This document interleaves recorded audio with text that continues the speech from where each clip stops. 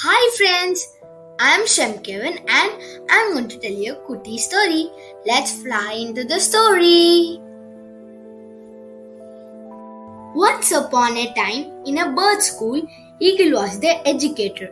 His students were playful parrot, obedient owl, happy hummingbird. During the flying class, Eagle told students not to fly down near electric cables as they were really dangerous.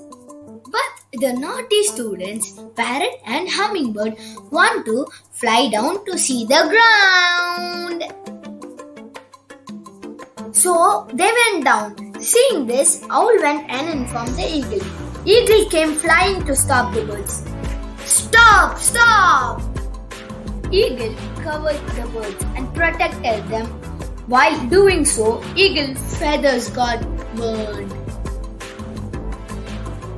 Seeing this, parrot and hummingbird felt very bad and said sorry to their teacher. Friends, we must always respect and listen to our elders and teachers. Happy Teachers' Day!